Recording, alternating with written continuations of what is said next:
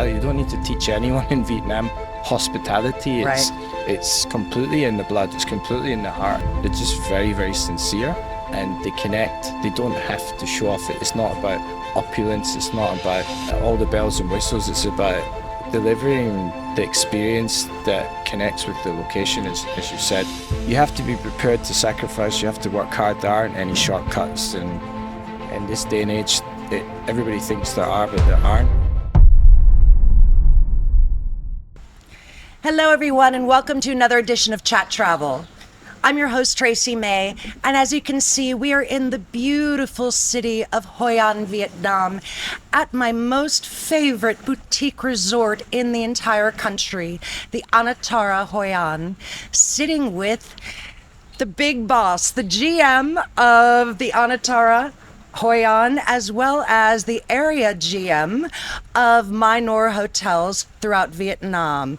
It's my pleasure to welcome to the show Ross Sanders. Hi Ross, how you doing? Hi Tracy, I'm good, thanks. Thanks for coming. Thanks for coming back to your spiritual home in Hoi An. We're delighted to have you here. It is really my happy place.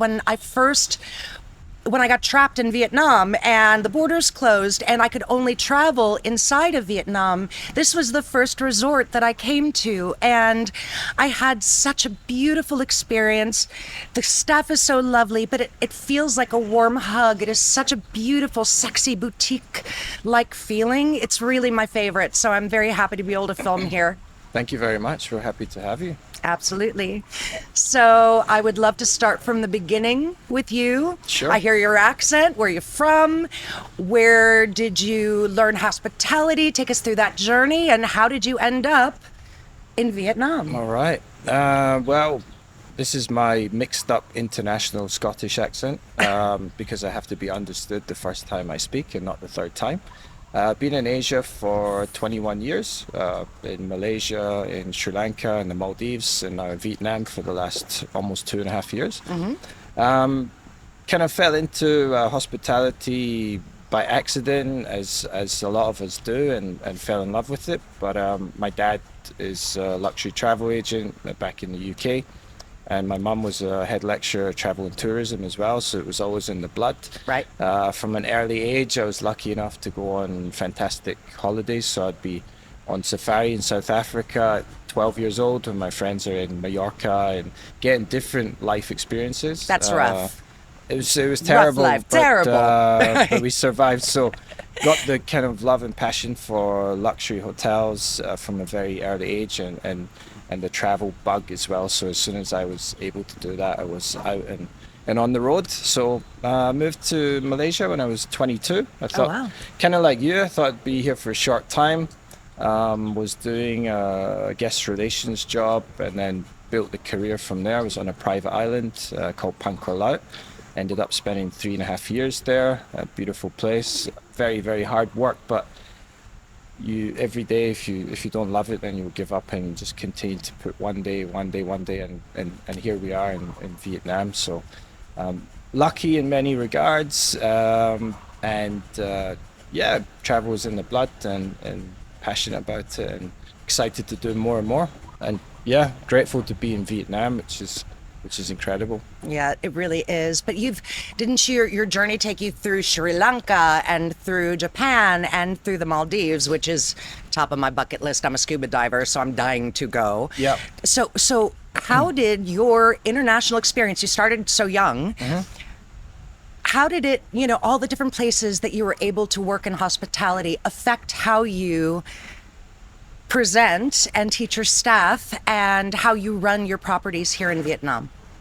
I think you gather all those different experiences, right, and the different levels of hotel and the different kind of people that you work with. Some groups are more international, some are more homogeneous, like Vietnam, where it's majority of Vietnamese team members as well. So same skills apply. It's empathy, it's having a heart, it's leading by example, it's supporting your team, it's helping people develop, it's taking an interest in guiding people to the next level as well, because ultimately somebody helped us at every step of the way to get to where we are, And when you become a GM and you stack all those different experiences together, that's the kind of responsibility that you have to build teams, make sure other people get the success, make sure other people are growing and they're committed to the general cause.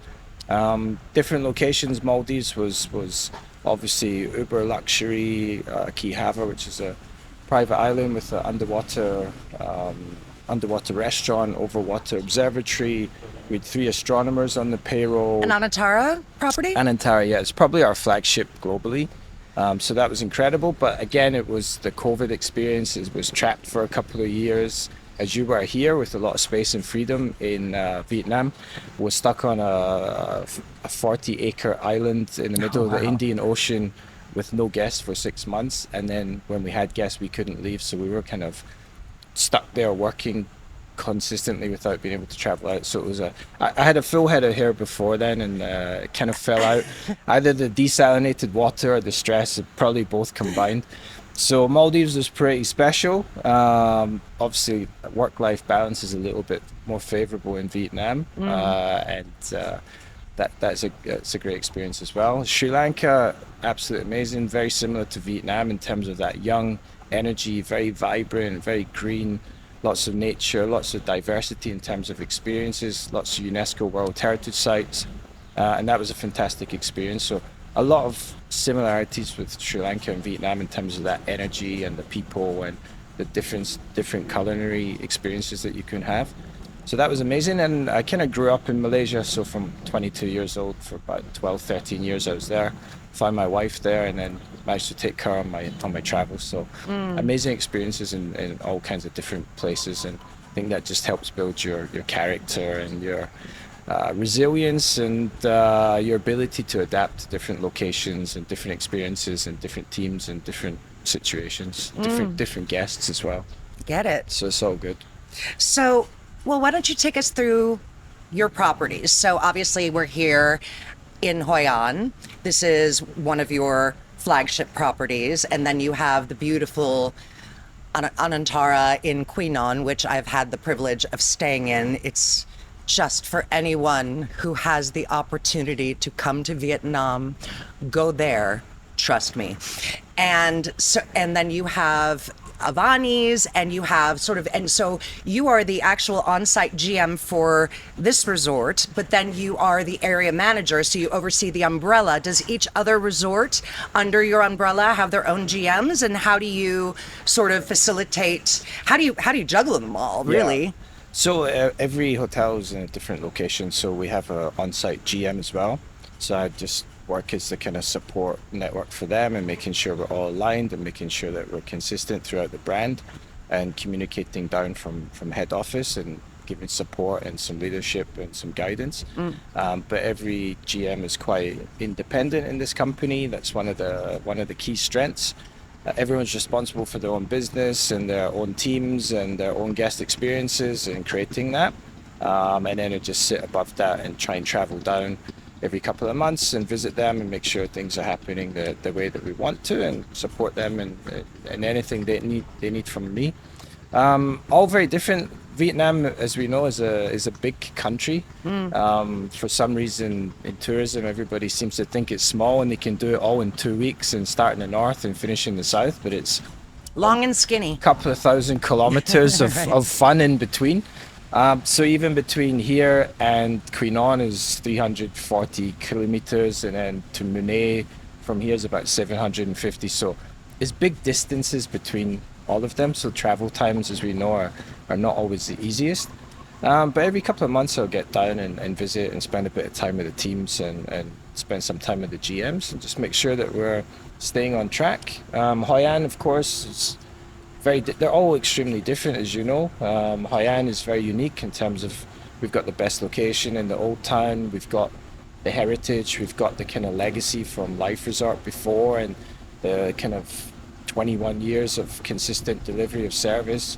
A lot of the team have been here since that time, and they are part and parcel of the fabric of the town and the city and the culture, and they elevate the guest experience through their natural warmth and affinity and love for this location, which is quite easy to understand why it's incredible. And that's why it comes up regularly in top most beautiful cities in the world, right? So we're really blessed to be in such a beautiful boutique hotel in such a boutique location as well. Right. And the energy of the people here and the friendliness and the quality of the food and everything, it just makes it such a special place. And that's why when guests come once, we have so many repeat guests. Then, especially from Australia, which this is kind of a close location to them, and Vietnam, as you know, is fantastic value for money versus the quality of experience that you receive versus the hospitality. So people then come back for 2 or 3 weeks a year at this time when it's kind of winter down in Australia, summer here, and they know all the restaurant owners in the town, they know all the vendors, they make the same clothes in the same shops, so they've got this real connection over the last 10, 15 years. We've got quite a few in-house at the moment, and this is their happy space, you know, and they come for 2 or 3 weeks a year, and all because of the team and what they've done since the inception of the hotel until now. So we just try and keep that spirit going and that kind of warmth and flexibility. As you know, we are renovating at the moment, so we're investing in renovating our river-facing rooms. So we've got 19 rooms facing the river, which we're doing a 100% refurb and extending them out to have a bigger footprint from the initial design. And we'll also do our art space restaurant. We did the spa last year, the swimming pool. And next year we'll do Riverside and our Lanterns breakfast restaurant and the lobby. So by October next year, the hotel will be 90% refreshed and renewed, but with the same ethos and the same spirit and the same continuity in terms of people and of course we'll elevate the guest experience, but the feeling, like you said at the start, that warm hug, that's the most valuable thing that we have. So we will always strive to maintain and protect that, and that's my job. The team run the hotel, I just have to facilitate their success, and that's all I need to do. Queen Anne, as you know, was opened in 2019. It's much more based on Anantara villas in the Maldives, so 180 square meters, all with private pools, butler service, and much more boutique, so only 25 villas. Queen Anne as a destination, as you know, is not as well known within Vietnam or internationally, so it's still a hidden gem that really, if people want to escape from the busier beach locations we have in Da Nang, in Nha Trang, and Phu Quoc, then Queen Anne is going to be the place that people want to go to. We obviously have Anantara, Zanier, and Mandarin Oriental are building down there in Phu Yen as well. So my hope for that location is it will continue to push ultra luxury rather than too many hotels in the same space. So that's Queen Anne, and obviously we've got the Viettage, which just had its 5th birthday a few weeks ago. So that's the connectivity between Hoi An and Queen Anne to create that awareness, as you know, and I'm sure you've experienced the Viettage. We're going to talk about it. Yeah, Yes. Yeah. So that's our almost not our secret weapon, but our favorite toy to talk about.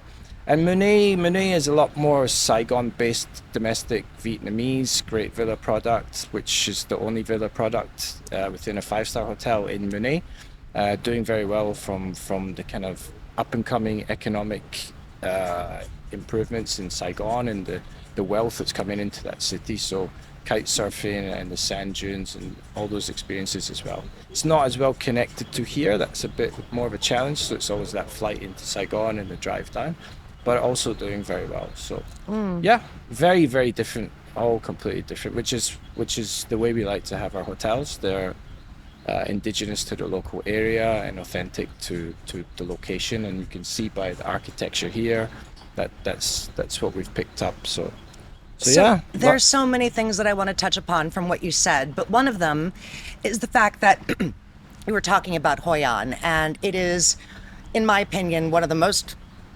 picturesque and beautiful cities that I've been to in this country, and so full of heritage and so full of culture and a UNESCO site.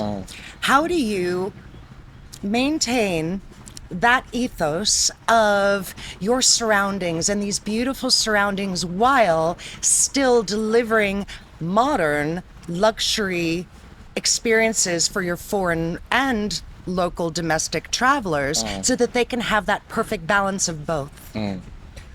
I think it's been an evolution in terms of the team's exposure to that level of client and that level of customer, and also Hoi An's exposure to that level of client customer. There weren't that many five-star luxury hotels. There's more and more coming, which I think is a positive thing for the destination. For me here, we're lucky because the footprint of the hotel right on the river, so you have that the historical aspect, because Hoi An was built on the Tubon River. It's a trading port, as we all know. So you have that element, and you have beautiful mature gardens and a big footprint. So when people have been out in the hustle and bustle, which is a 1 minute walk out of the hotel, as soon as you come through this threshold, it's instant calm and it's instant chill and it's instantly relaxing. So the way it was built was very intelligent, and the team just enhanced that by their genuine hospitality. You don't need to teach anyone in Vietnam hospitality. Right. It's completely in the blood. It's completely in the heart. And from the different locations I've worked in the world, I think it's the most genuine and it's the most balanced. The people are not over the top. They're just very, very sincere, and they connect. They don't have to show off it. It's not about opulence. It's not about all the bells and whistles. It's about delivering the experience that connects with the location, as you said. And 98% of our team are Vietnamese, and probably 85% of them are from Hoi An. So they have that natural connection. They have the stories. They know the history. They can engage in conversations with guests in a naturally way that's not scripted, that we don't have to teach and coach and guide. And they always go the extra mile without you having to train and say you must do this, you must do this. You just walk around, you can see people behaving that way, and always sincerely friendly, whether it's a gardener or housekeeper or front desk or back office as well. Yeah, it's really a privilege to be here. And Hoi An has that really special. It's extremely clean, safe, vibrant, creative. There's lots of art galleries, cafes, cool bars and restaurants coming up. I think you've probably witnessed, even in the last 5 years, there's a real boom of creative people coming in and doing wonderful things, which only enhances the whole experience for people that stay here. So we also like to support local businesses if they're doing something different that we're not doing, or there's a great new concept in town, or there's a great yoga studio by a rice paddy. There's lots of stuff that we like to collaborate with and have that community spirit, and I think that goes through everything that we do. And whether that's with the Kian Foundation that we support with a lot of fundraising and a lot of charitable things that we do. We have a minor theme that we do. It's just called Dollars for Deeds, where we add $1 onto the guest room rate, and we will top up $1. So if you stay 5 nights, guest pays $5, we pay $5, and we collect that every month and we donate to the Kian Foundation, which is a local children's. It's not an orphanage; it's a school to help disabled children who are from the villages around Hoi An that have to be brought in on a daily basis. So they might be missing limbs, or they might have mental challenges, and it's a kind of refuge from 9 o'clock till 4 o'clock every day, where they get taught and they're with similar people with similar challenges. Otherwise, there's no facilities around here to take care of them. So we do a lot of community work on that as well. So I think that goes through the whole thing. If you can explain that to the guests and the team feel really part of the community, that we're here to help, and we have a responsibility to do as much as we can as well. Yeah, you brought up your staff, and I totally agree with you that the Vietnamese people are the most hospitable that I've ever met in the world, just genuinely kind and giving, and it's in their nature. But there still has to be a learning curve, right, sure. for international hospitality, because I've had the privilege of being able to stay here a few times, and most all of your staff speak English. That's not their native language. They understand what international, especially in a luxury property, what that means and how to present it. But there must be some kind of training that you, as the Yeah, GM, of do with your course. staff to make them understand that being hospitable and in your kind nature is a piece of it, but Yeah. you still need The to skill. execute the skills that Yeah. are required for a luxury hotel when you have people flying in from Australia or from the US or from Europe who expect that very, very high level of service, especially when there's a lot of competition in the space Yeah, now. sure. No, that's why we always say there's the heart of hospitality and the art of hospitality. So everybody here has the heart, and the training is learning the art of how to prepare drinks, how to handle guests, how to speak in the right way, and that's what we work on all the time. We have a specific training department here. Our training manager studied in Australia, but he's Vietnamese. So we try and hire Vietnamese that have international experience as well. And we do send people for training to Thailand. We have a hotel hospitality management school in Thailand. So we get a lot of information and a lot of collaterals and a lot of programs from them that we then roll down and we implement here. And it's just a continual. We have Anantara brand standards, which we revised last year.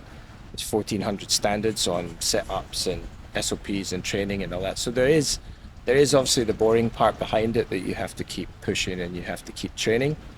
The key here is our turnover is so low. It's like 3%. So when people are good and they have that skill, and of course we're quite successful, so service charge is positive, people like the environment, they don't want to leave. It's much easier to retain people and build the skill rather than every few months changing, which I think as a legacy hotel, we have a competitive advantage in terms of retention of team members because we do create a positive environment. We have been successful. If you open somewhere new and you're the same as everybody else and people change for 100,000 dong or 200,000 dong, then you have this turnover issue and it's hard to train and make the skills stick. Whereas we have been building it for a long, long time. It's been Anantara for the last 11 years, so it's been a continual process which we still work hard on all the time. Interesting. Well, okay, so I got to get into the Viettage. So, everyone, I've been on this train twice now. And basically, the Viettage is one car that is a curated luxury experience on a regular train that has a route from either Da Nang to Quy Nhon or Quy Nhon to Da Nang. Now they opened a new route from Quy Nhon to Nha Trang and back. When I tell you that it is one of the most glorious, it is the Orient Express of this country and the purest of service and luxury. And I can only imagine that the logistics of getting even this small curated train through the government, through all of the hurdles that I'm sure you had to deal with, or the brand had to deal with to get it functioning and working, trains breaking down, and I can't imagine what the logistics could have been. Yeah. Can you take us through like the start of it? I mean, obviously, we're very proud of the Viettage. We've managed to deliver an incredible experience within the constraints that you've rightly mentioned. It was launched before my time, so I can't take the credit for that. But it was 3.5 years from conception to hitting the track. So you can imagine how much of that was paperwork, convincing the rail authorities to support it, because the logistics, again, it's like hospitality. It's the duck on water. It's the swan, graceful on the top and swimming, but on the bottom it's like this to try and get stuff done. So all right. The carriage to design and to fit it out and to make everything work, the first people to do it, it's obviously attached to the normal reunification express, which comes down from Hanoi, so it's dependent on the schedule from Hanoi to get into Da Nang on the time that we need it to be in, and then they have to stop the train for 15 minutes just for us, connect this one carriage, reconnect it, put the train back on, get the guests on, take them down to Quy Nhon, of course, which is 6 hours. stop again for 15 minutes, disconnect this before the train can continue down to Saigon. So you can imagine trying to convince people to do all this extra work to connect our small carriage. So the guys who came up with it, it was a genius idea. We are definitely reaping the benefits of that now.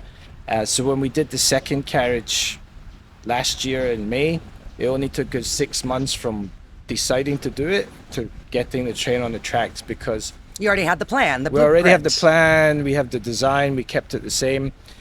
We have a very good relationship with the rail authorities in Saigon. So when we asked of a meeting, they're like, sure. They can see, obviously they get revenue from that. It's good for tourism, it's good for the country, it's good for PR marketing. And they're like, sure, no problem, we trust you, we know how this all works. So now the train, that was 6 months start to finish, and 1 week before it was supposed to launch, I think we, if you can remember, there was a lot of landslides in tunnels on that new route. So there's only one train line, so we couldn't run the train. Just after launching it, we had some issues with the logistics because the train tunnels closed, so they're having to bus people from certain stations to avoid the tunnels on the southern route. So all kinds of different logistics that you can't really plan for and you can't really Or control. control. But it's all part of the fun. And yeah, and even food preparation. We have better facilities within the stations that make the operation smoother. We have got our own kind of designated VIP lounges that we never used to have before. So we've been continually upgrading it, but the initial concept is still pretty much 80%.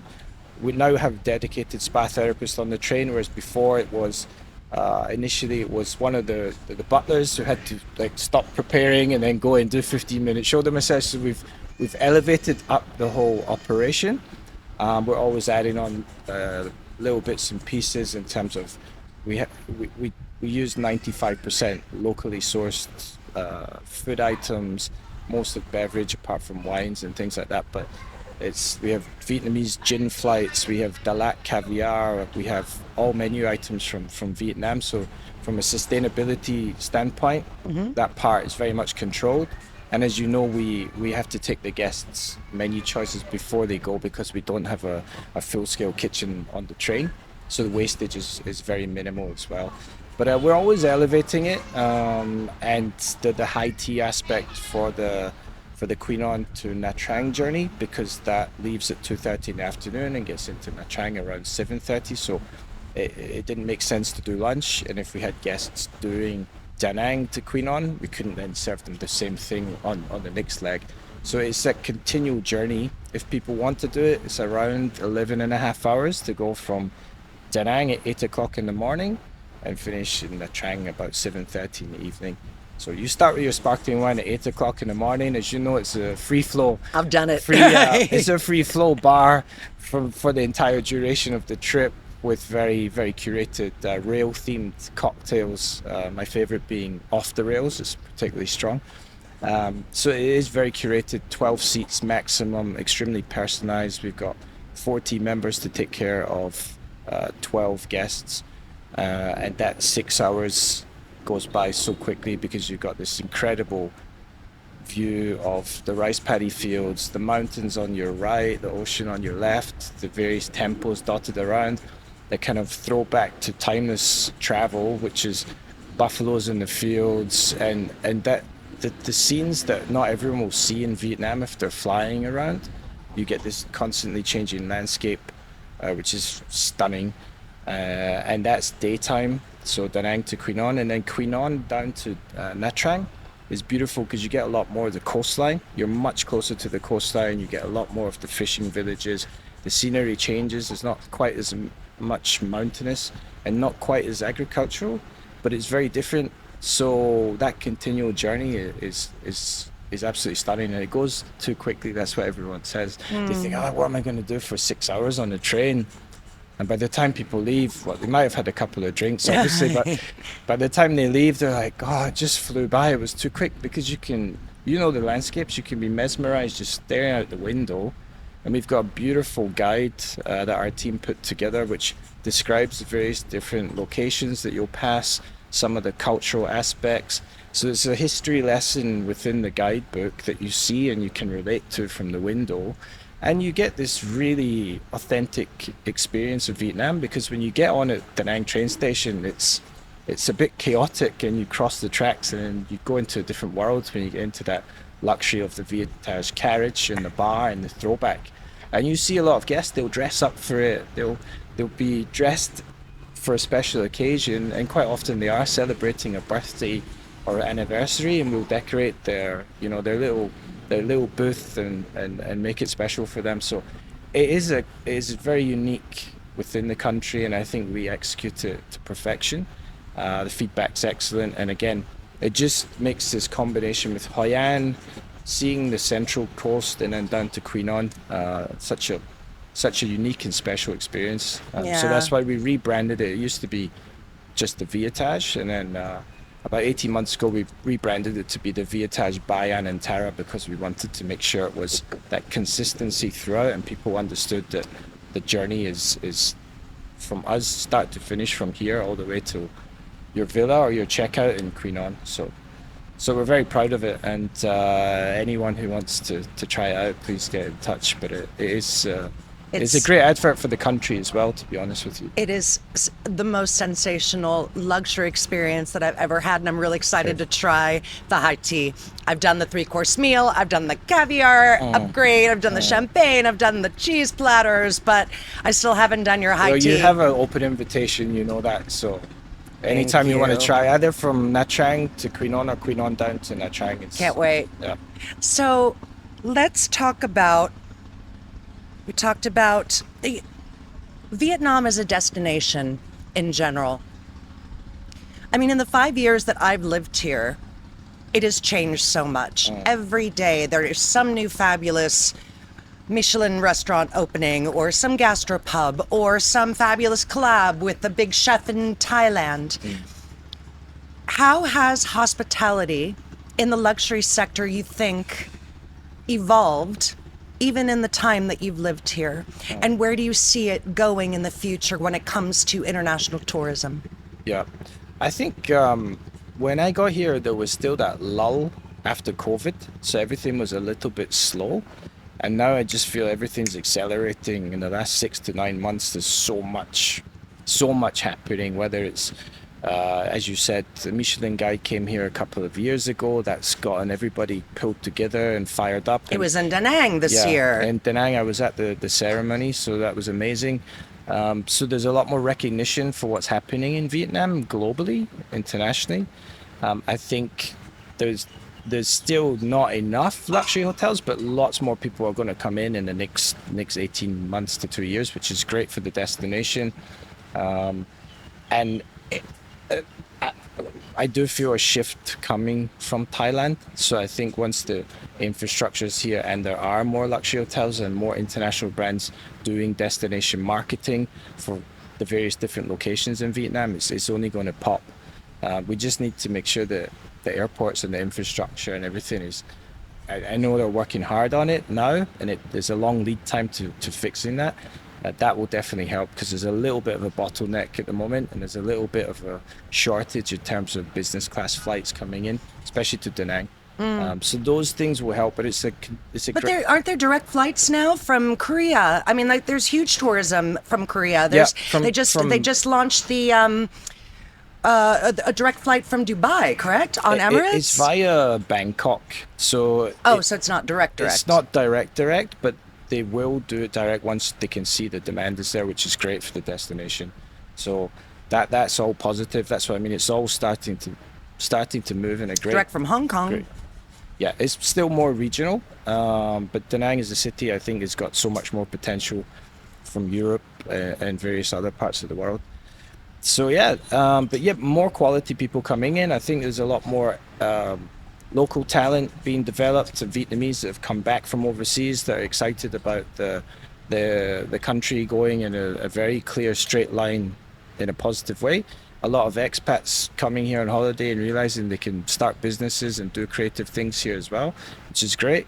And I think more international investment is coming because maybe other markets regionally like Thailand are a little bit saturated. Everyone's been there multiple times. There's thousands of hotels to choose from, and Vietnam is still slightly exotic and unknown to them. Whereas for us, it's a no-brainer. It's wow, you come once, and it's the easiest place to travel.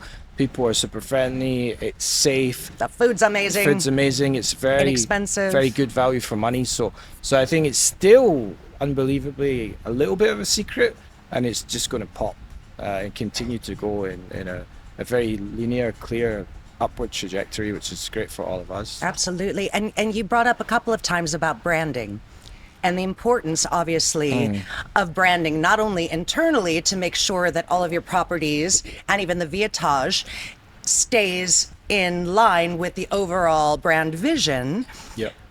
but also you need to let people know in New York and people know in Sydney that you exist. So what is the strategy that you guys implement other than obviously organic press and influencer activations and all of that? I mean, how important is that for you guys to be able to draw your international clientele? And are you reaching out to a 50-50 international clientele and tourists, or also outreaching the local Vietnamese community as well to be a part of this? We are predominantly international, just because I think there's a lot of options in Hoi An and Da Nang in general. And our main markets are the US, the UK, Australia, Europe, and then some regional as well. We're a Thai company, so we do get quite a bit from Thailand because the brand awareness is stronger there. Middle East is a big potential because of this Emirates flight that's coming in now. We've got a lot of hotels under Anantara flag in the Middle East, so there's a lot more brand awareness in the Middle East as well. North America, we're opening an Anantara, which is coming soon, so that will help us with the brand awareness. Still a secret at the moment. So there are plans to expand. The biggest marketing tool is to have flagship hotels in those locations so that the domestic market in those locations knows about your brand. Do they share the love about other locations on their own social media? Yeah. They do? Yeah. Okay. Yeah. We've got brand campaigns that are led from head office, and then, as you said, we've got organic PR of people that are coming to Vietnam. They've heard about the Viettage, they want to do it. The Viettage is really a big draw because it's still a fairly unique travel story, so we get a lot of marketing from that. We have upper funnel campaigns in terms of pay-per-click and digital marketing that we do on our own, and we go under the umbrella of head office as well. So there's various different things, but yes, the brand is super important. That's why Anantara, I think in the next 5 years, we're trying to get to 124 Anantaras worldwide. We're at about 52 now, so it's a significant increase. A lot in China, a lot of development, which is a huge market for Vietnam as well. So all those things tie into the kind of awareness and positioning the brand. Interesting. So where do you see yourself in 5 years? Do you want to stay here? Do you have like a destination that has been when you were a kid, you were like, I need to go live here? Do you have anything, or what's the plan? I don't want to seem like I'm making it up, but this is one of the first locations I've got to where I'm like, I can stay here for a while. It's amazing to live. It's just got the right balance between. Look at where we are. Yeah, you know, we just had a little beautiful lantern boat just putt behind you in the river. It's just the goal insane. Definitely is to stay here for quite some time and increase the size of our portfolio within Vietnam. I need to get an Anantara in Hanoi. I need to get one in Saigon. We've got a lot of things bubbling away. So to grow the portfolio would be the big thing, and that's the reason to stay and grow the brand and grow the awareness and grow our footprint within the country. And also, we really wanted to expand the Viettage in terms of. The dream would be obviously Hanoi to Saigon at some point and doing it. That would be amazing. But I would assume you would have to make it a sleeper car then, like rebuild it so that there are beds. No, correct? It would have to be its own train with its own locomotive and the whole thing. So that's a completely different ball game altogether. But that's something that we'd love to do and connect up the different locations and within the destination. and the whole country is magnificent. It's still one of these super picturesque places to travel because it's not been spoiled by, you go to certain countries in Southeast Asia, it's all chopped down for palm oil and it's not very pretty anymore, whereas Vietnam is gorgeous everywhere you go, even if it's rice paddies. But you have the mountains, you have the ocean, you still have a lot of jungle, it's still beautiful wherever you go. So you get that throwback and that nostalgia of train travel, how it's supposed to be, right?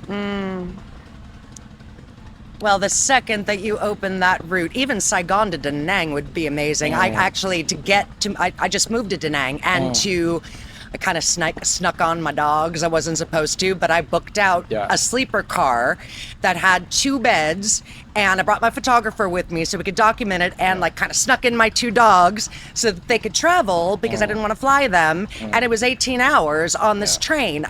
And the way that I did it was as first class as was available, but I want to see. But you could have done with the Viettage bar for that 18 hours. I could have done with the free flow, and the service and the massage bar. and everything.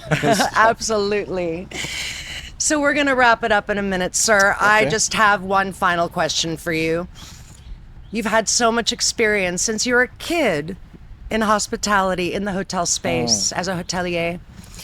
What advice would you give to that 22-year-old Scottish kid who wants to get into this business on a long term, internationally, leaving home and finding the rest of the world? What is that piece of advice he would give to be able to sustain it? Yeah, I think it's possible for anyone in this industry. It's possible, but you have to work extremely hard. You probably have to work twice as hard as everybody else. At that age, you have to sacrifice birthdays, Christmases, all the holidays, because if you're in operations, you're working all the time, and if you're away from home, you don't fly back for those. So I think I've been home for 2 Christmases in 21 years when I was kind of in between things. So you have to be prepared to sacrifice. You have to work hard. There aren't any shortcuts, and in this day and age, everybody thinks there are, but there aren't. It's purely stacking experience.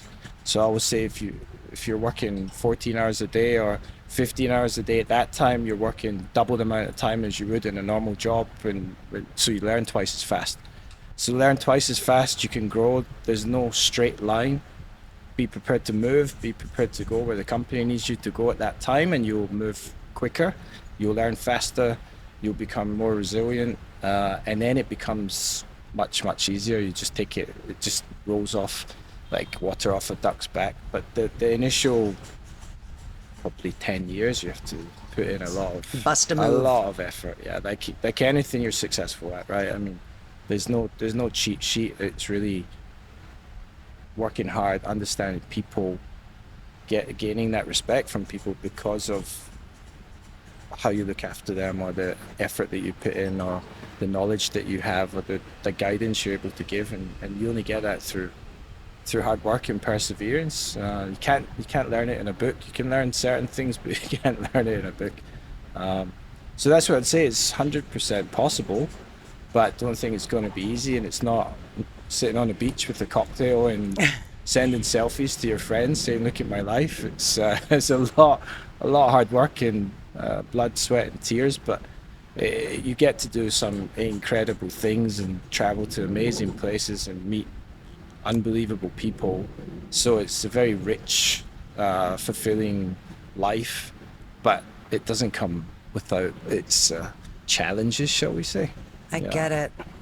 Well, thank you so much for giving us your time. Pleasure, You're Tracy. so generous. Thank you. I'm very happy to I be think able I've to chat got with you. a nice suntan after this. I'm feeling a little schwitzy, I'm not going to lie. It's about 36 degrees and no sun cream today, but thanks very much for coming. It's lovely to have you here. Thank and you. as I said, please be our guest on the Viettage from Queen Anne to Nha Trang, or Nha Trang to Queen Anne.